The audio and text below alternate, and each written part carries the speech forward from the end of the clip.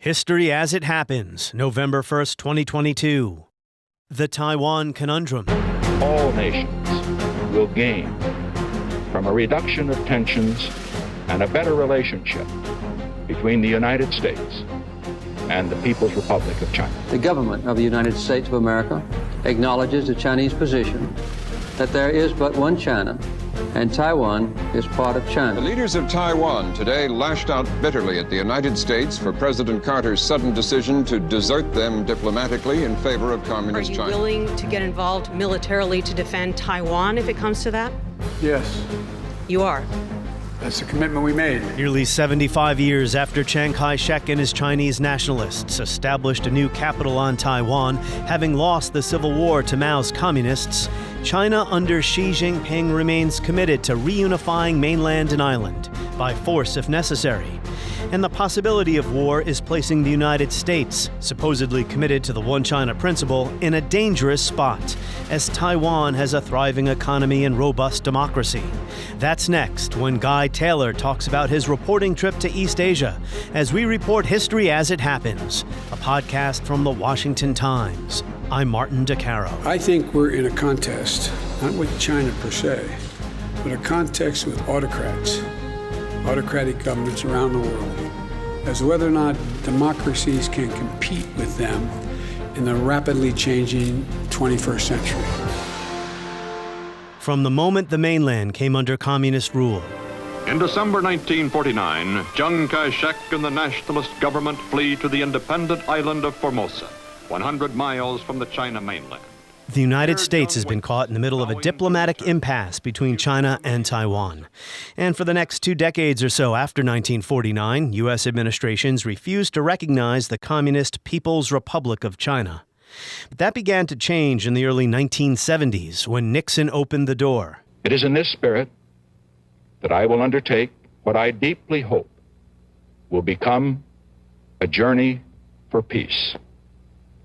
Peace not just for our generation, but for future generations on this earth we share together. And the process of normalizing relations was wrapped up in 1979 under President Carter. The government of the United States of America acknowledges the Chinese position that there is but one China, and Taiwan is part of China.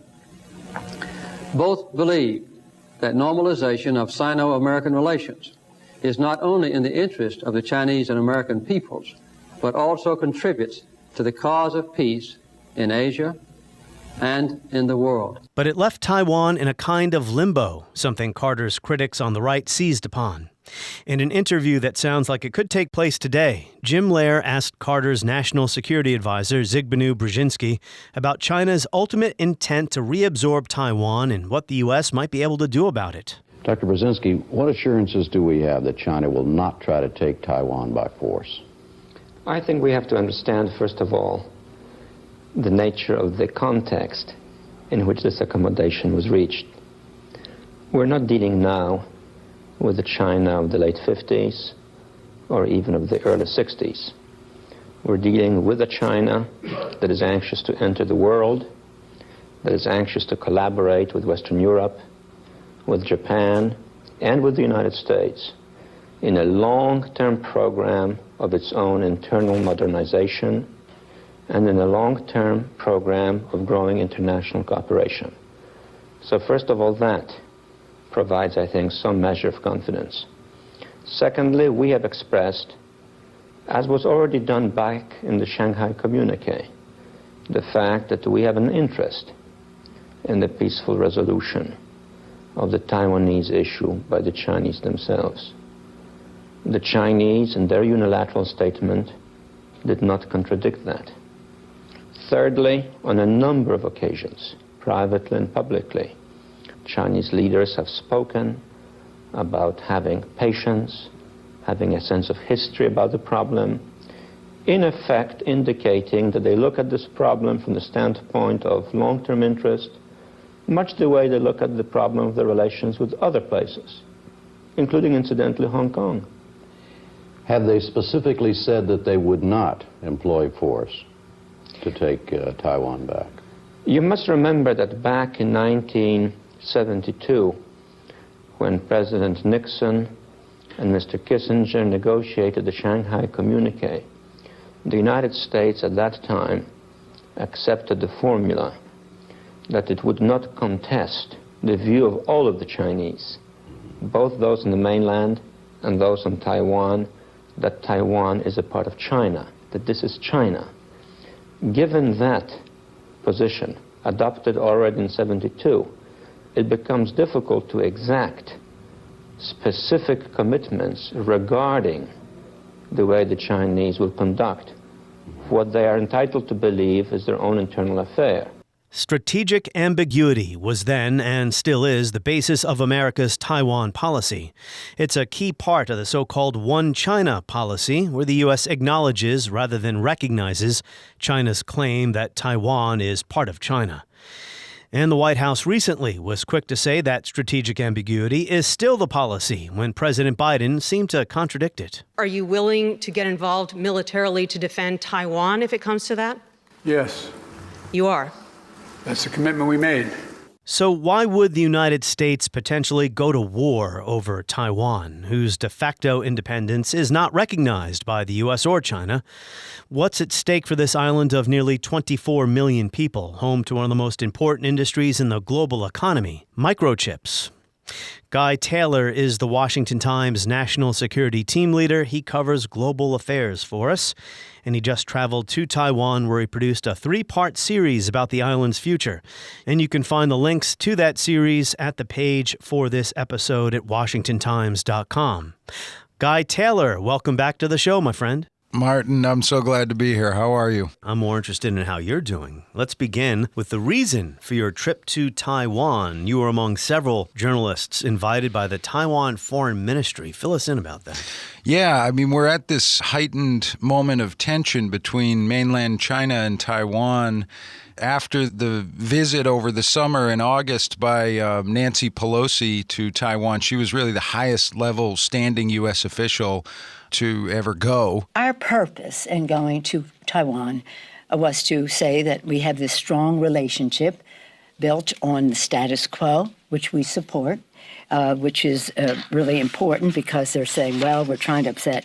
No, the Taiwan Relations Act of 1979, at the same time as our change of recognition, established the terms of our relationship. China reacted pretty aggressively to that by dramatically increasing its military exercises in the Taiwan Strait and really putting the world on edge about the possible threat of Chinese military invasion of Taiwan to achieve what has been a increasingly articulated goal by the Chinese Communist Party and Chinese President Xi Jinping to absorb Taiwan or to take it over and fold it under the control of the Chinese Communist Party, the same way that Beijing did with Hong Kong over the last couple of years. The Taiwanese government has begun inviting journalists from around the world, not just the United States, and I went in that capacity to spend some time traveling around in Taiwan, talking to government officials and looking at some of the nuanced aspects of the whole relationship between China and Taiwan and where the U.S. fits into it as well. So this was a public relations campaign, in a sense, by the Taiwan Foreign Ministry? I mean, you're an independent... Absolutely, yeah. You're an independent journalist, so you're not just going to parrot what they want to get out there, but obviously they feel the need to get their side out. Oh, yeah. The Taiwanese government is pushing really hard to draw attention to the plight of Taiwanese democracy and to try and get the message out. They feel very much under threat by China at the moment. And that's really the motivation, I think, behind the government's desire to invite and attract journalists to come tell the story. We're going to get into some heavy subjects here, history, politics, economics. But first, I'm curious about what was the mood like in Taiwan during your visit? Yeah, it's so interesting, actually, Martin, for me personally, because the first time that I went to Taiwan, I was 18 years old. That was in 1995. So I got to experience it then, traveling all around the country. And I went again 6 years ago. doing a kind of extended reporting trip, and I got the mood at that time. And this time, the mood was completely different for a couple of reasons. One, there is one main conversation happening among many people within Taiwan's population of about 23 million people. And that conversation is about China. And it's been amplified with the Russian invasion of Ukraine. This is being watched so closely by the Taiwanese. So you cannot escape conversations about this in your interactions in Taiwan with anyone. Also, a key point here is that I was there just as they were finally lifting the mask mandate for COVID. Because if you have a society where everybody's face is covered, you don't see people's smiles every morning, and the overall mood is just not as happy and lively. So there's definitely a seriousness and a sobriety to the whole experience in Taiwan right now, yeah. But is it palpable, the sense that, well, there could be a war? I mean, what I was trying to get at was, I live here. I don't know what it's like to have ever lived under the possibility of invasion. Sometimes that mood can be normalized after a while if it lingers for long enough. I mean, what are Taiwanese telling you about their fears? One, it depends who you talk to. If you go and try to interact with somebody who's over 60 years old, who's lived in Taiwan the whole time and knows the history of the Taiwan-China relationship, they're not necessarily freaked out about the prospect of an invasion. If you talk to young people, it's very palpable. There's a real fear. There's soul searching going on among young people, say, between the ages of about 15 and 40, about what are they going to do if suddenly China escalates things into a military invasion. Are they going to flee the country? People making plans for where they're going to go if they decide to leave. Advertisements all over the place for civilian military type training for people or learning about Chinese propaganda. There's this definitely palpable sense that the island is somehow under threat, especially among young people. In the first part of your excellent series, you talk about how young Taiwanese are becoming more politically aware, that they're talking about, well, the conversations we're having in our own country, the fate of democracy and independence, and how these more abstract issues mean a lot to them, although maybe it's not so abstract if you're in Taiwan right now, rather than just simply making lots of money in Taiwan's tech sector. So young people in Taiwan are among the most educated in East Asia, and they're also among the most digitally connected. So you're talking about a population of people who grew up easily connecting to other Chinese-speaking population centers, specifically those that have had freedom and democracy, which would be Hong Kong. So the young people in Taiwan have traveled to Hong Kong. They know people in Hong Kong, and they absorbed information about China's strong-arming of Hong Kong over the last 3 years and imposing somewhat draconian security laws, basically shutting down the private media in Hong Kong. The Taiwanese young people absorbed that in a way that I think is hard for many people who aren't Taiwanese, who are over on this side of the world, to really understand.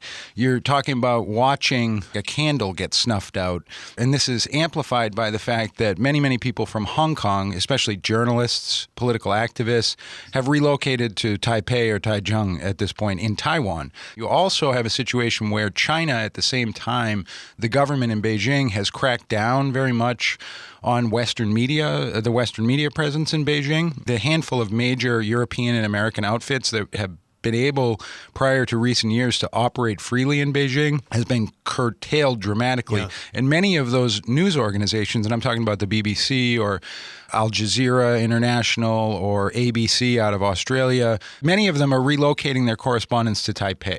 So you've got this media aspect to this that's also kind of feeding the consciousness of young consumers of information. The key point on this, though, is that not everybody's following politics that closely among young people anywhere. So there's also that. There's a debate among people about how... Are you saying people get tired of politics after a while? I can't believe it. Yeah.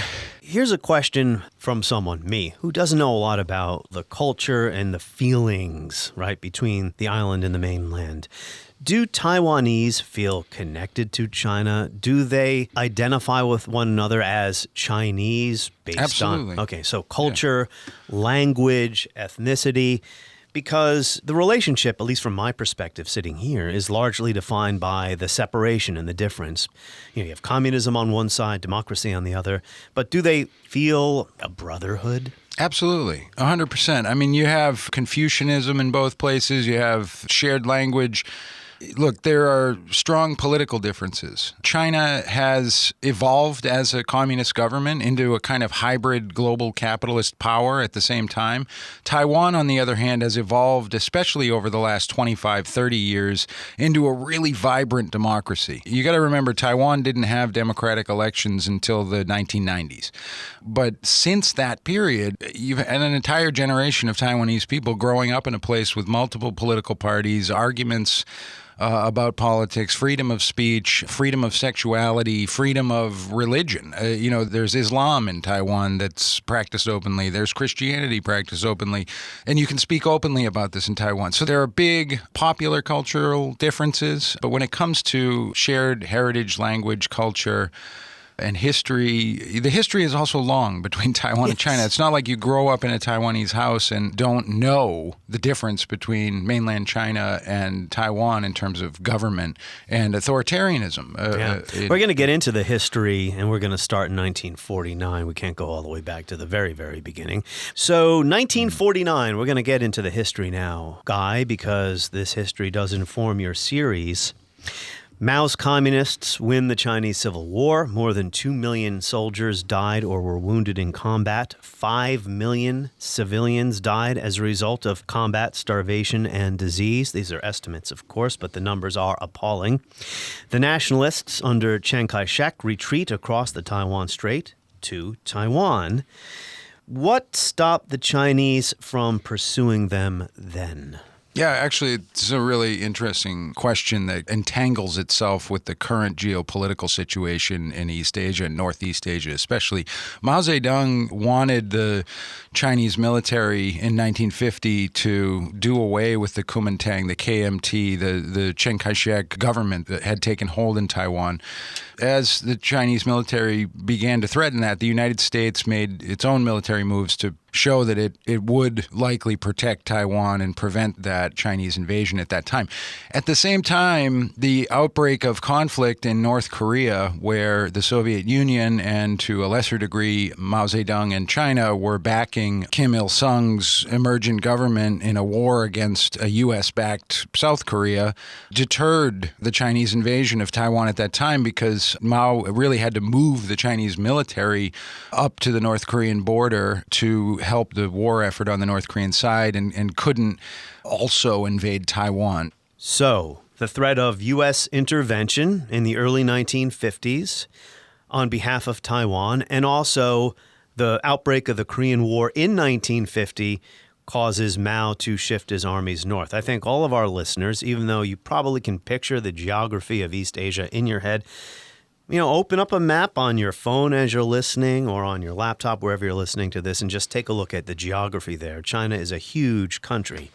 So, Guy Taylor, for the better part of the next 2 decades, China under Mao is a basket case, worse than a basket case. Great leap forward, Cultural Revolution killed millions of people starved to death.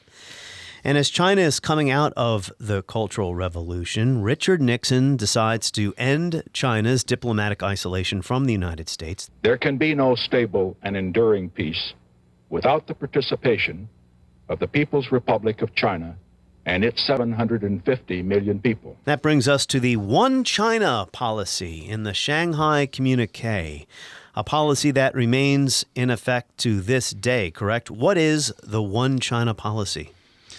In the Shanghai Communique, you have a situation where the Chinese wanted it to be stated that Taiwan was part of China and wanted the United States to recognize that officially. Recognize being the key word there. Absolutely, because there was a feeling at that time, even in the Nixon administration, and there are notes of Kissinger and Nixon about this, that the United States wanted to normalize relations badly with China at this point and was willing to go to lengths to do it. So the decision was to use the word acknowledge. We'll acknowledge China's one China principle, that China thinks that Taiwan is part of China.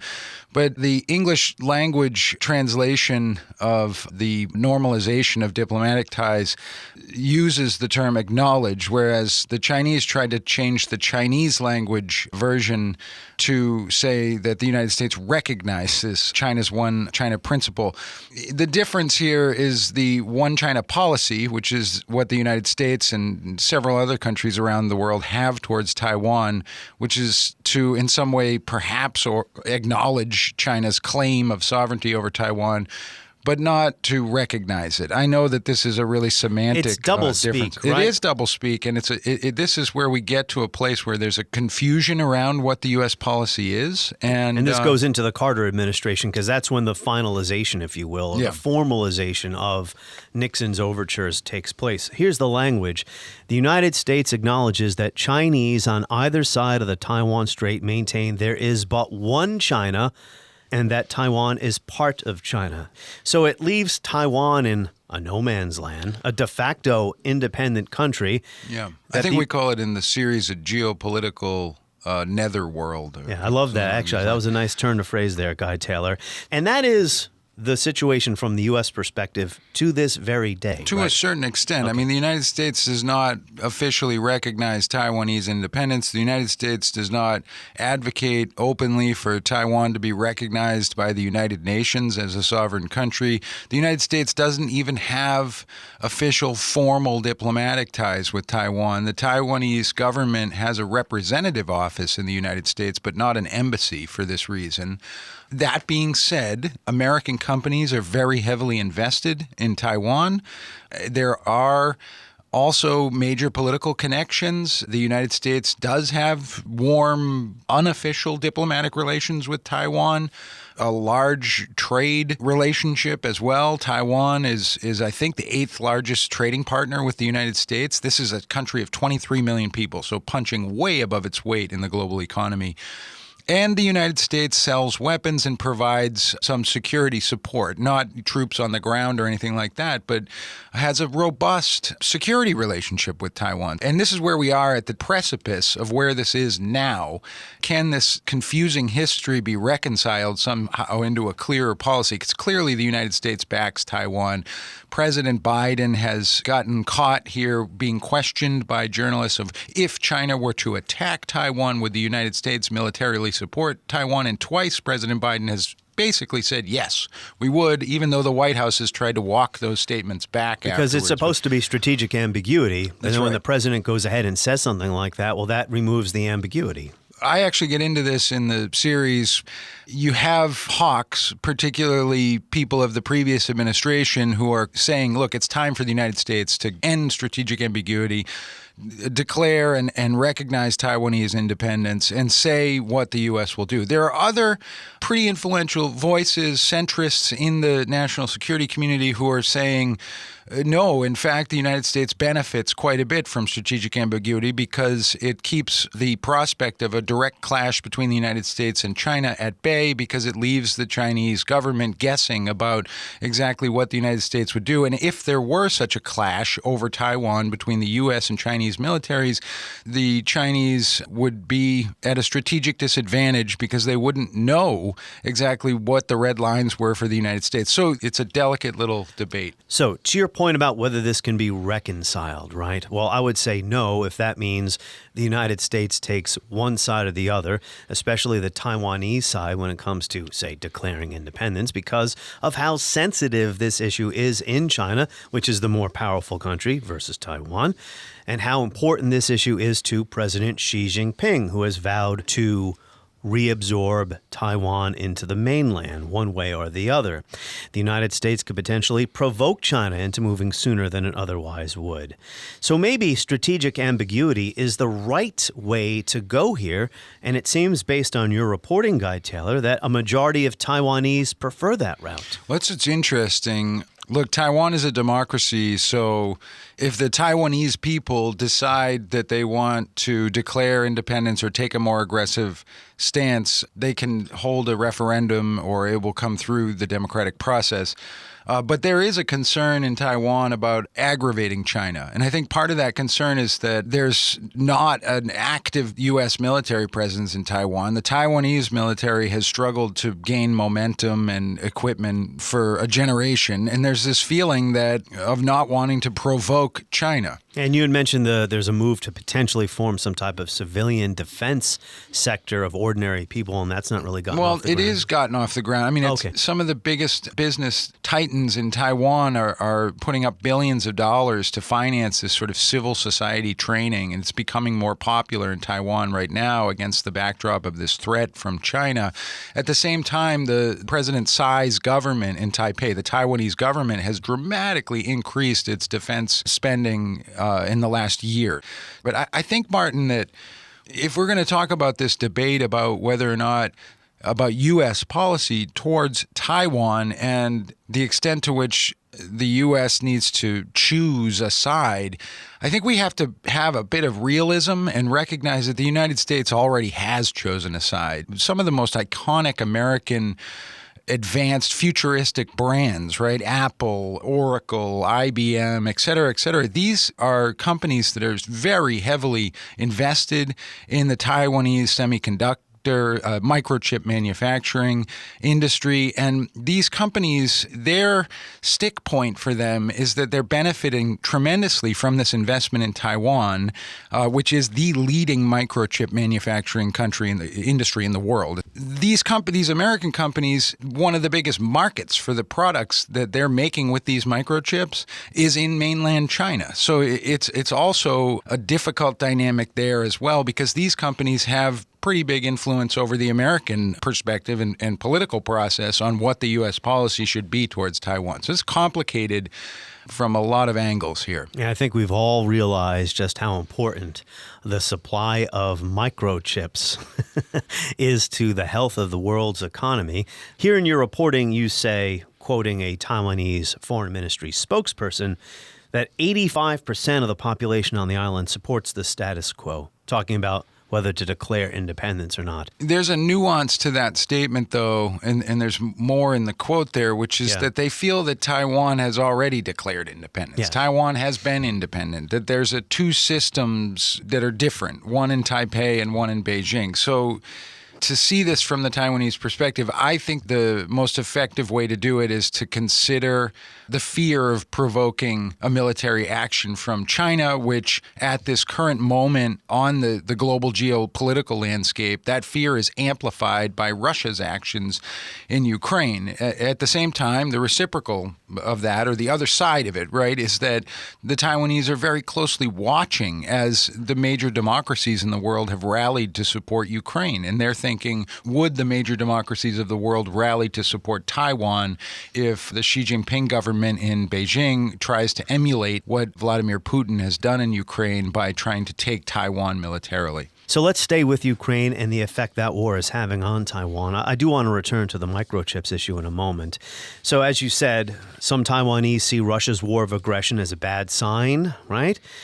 I mean, maybe this is easy for me to say sitting here in this studio thousands of miles away, but if anything, I would think Russia's fiasco in Ukraine would give China pause.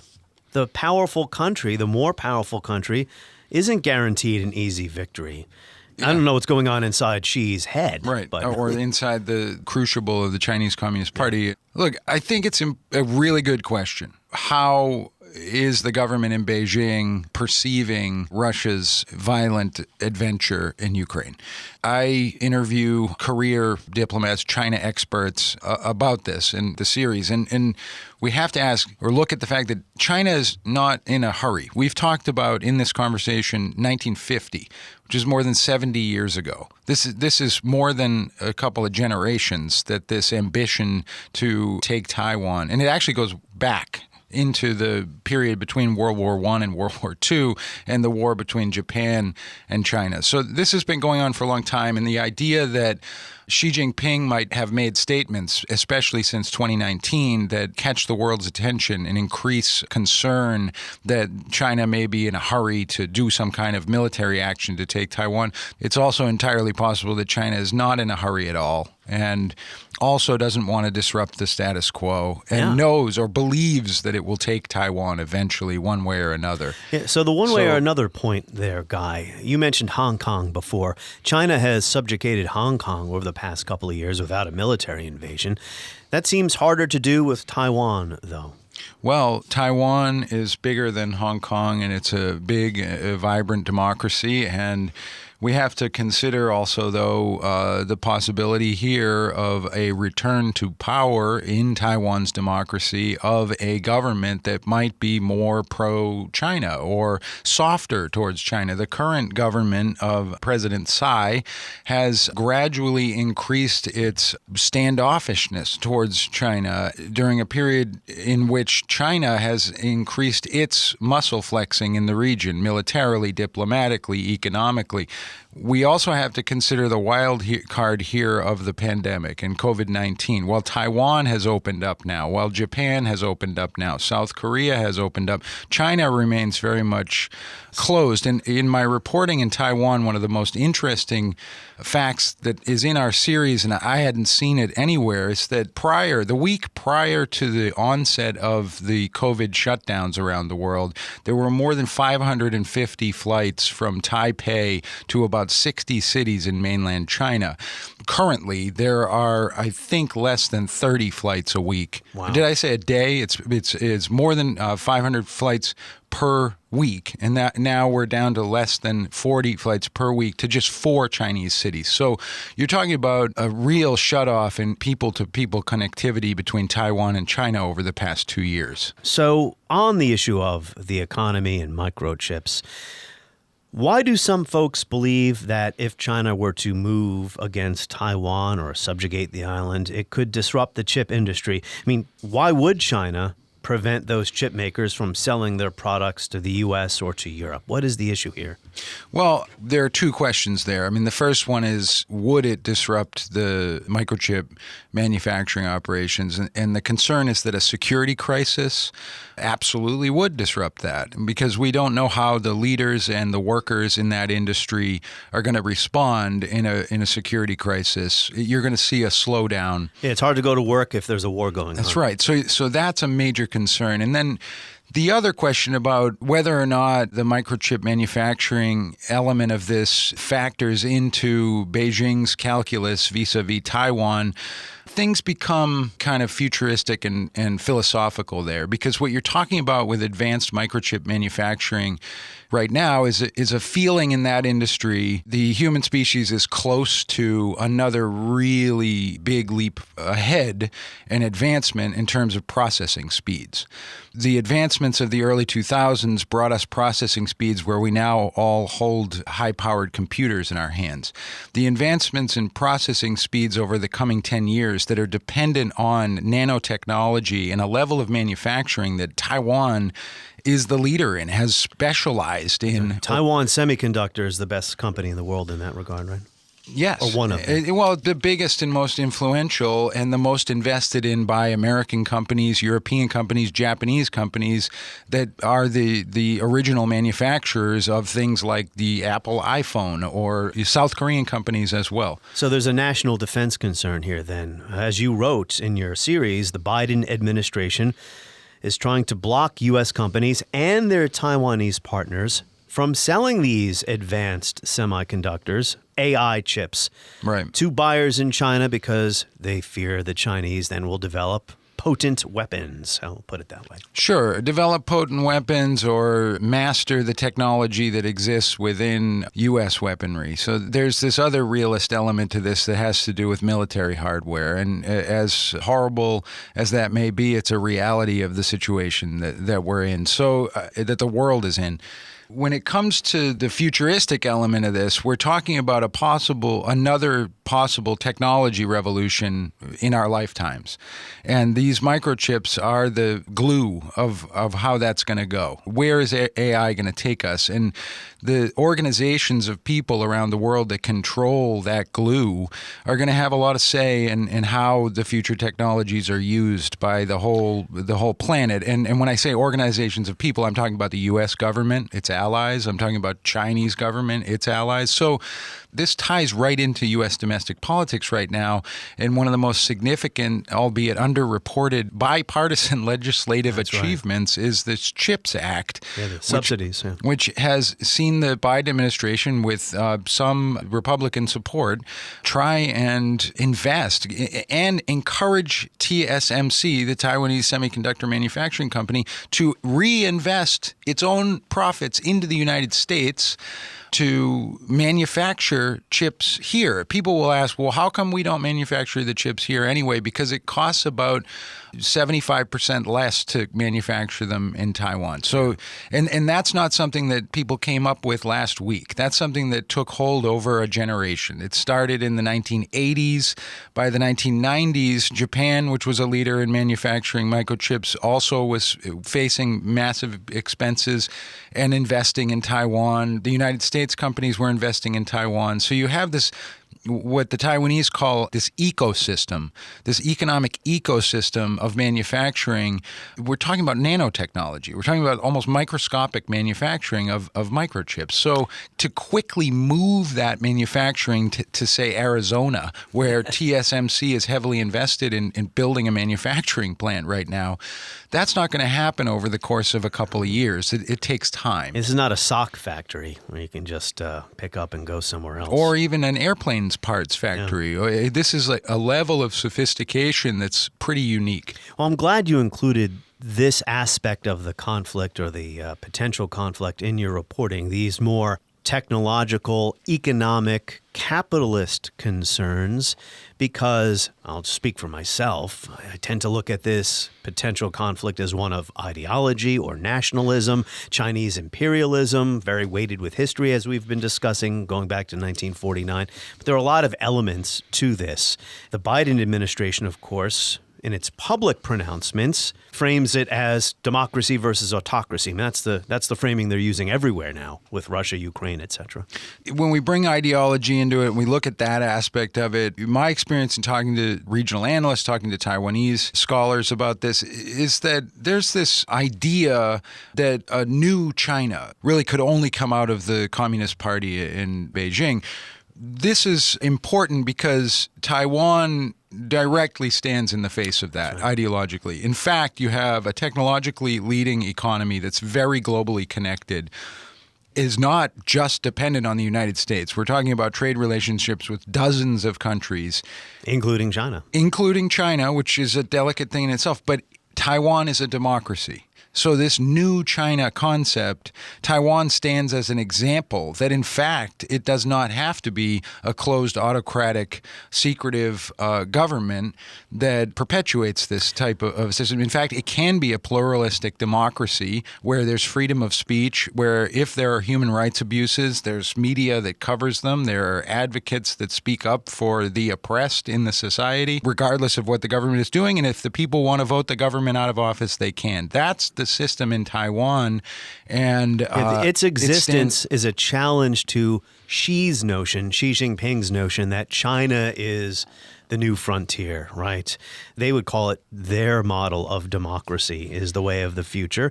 Xi's made this point, so has Vladimir Putin, that the Western democracies or Western-style democracy is inadequate to the task. Yeah, I think it also flies in the face of common narrative from the government in China that China wants to help the world, invest in other countries, and really doesn't have a political bone to pick with anyone, and doesn't want to control the local government. Road and Belt, or Belt and Road? Belt and Road. If China is not interested in trying to control the government of other places, then why is it so threatened by this democracy in Taiwan? So, Guy, I'm going to embed the links to your series at the podcast page at washingtontimes.com for this episode, so everyone can find your stories and read them. I want to thank you for coming in here. Other than work stuff, did you enjoy your trip to the other side of the world? Absolutely. I mean, Taiwan is beautiful. The mountain ranges are high in the middle of the island, and also I have that Western affinity for Chinese food, so it's pretty incredible dumplings. Well, next time, Guy, I expect you're going to bring some back for the rest of us. Guy Taylor, Washington Times National Security Team Leader, on his reporting trip to Taiwan. On the next episode of History as It Happens, in April 1917, President Woodrow Wilson said the world must be made safe for democracy. Its peace must be planted upon the tested foundations of political liberty. And soon the nation was at war in Europe, and for the past century, Americans have taken it for granted their country would be the world's democratic guardian. But what if we got Woodrow Wilson all wrong? That's next with historian David M. Kennedy as we report History as It Happens, a podcast from the Washington Times.